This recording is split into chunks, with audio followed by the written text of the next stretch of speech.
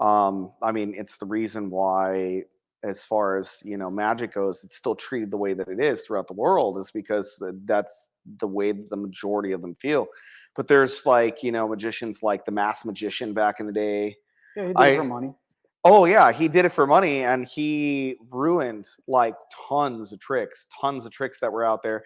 And I know based off of, because having lived near Hollywood, you end up meeting people who like were part of the film crew or things like that over time.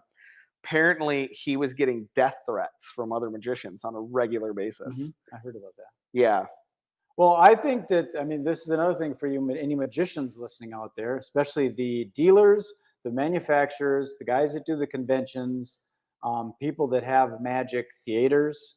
I would blackball any magician that is exposing magic publicly.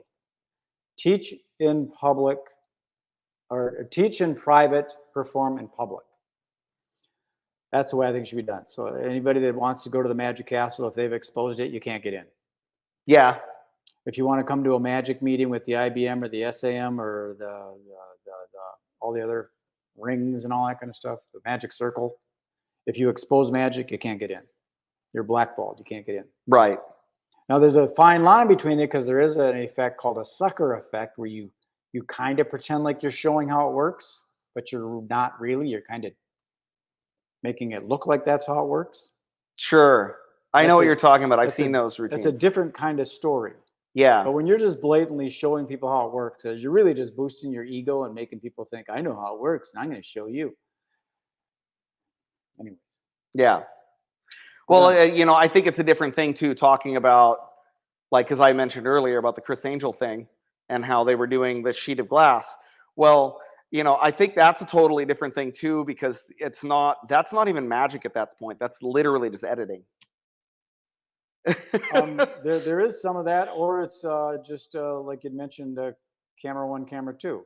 You like an example. I'm going to make a coin disappear. So I make the coin disappear, and then my partner stomps on this girl's foot, and she goes, ah, and she screams, and you capture that footage. Mm-hmm. That makes my magic trick look amazing. Mm-hmm. They just don't show the foot stomp. Right. Right. It's true. It's another trick. Yeah. Okay. I think this was a great format for what we're doing. I wonder if people would like to see more of this in the future.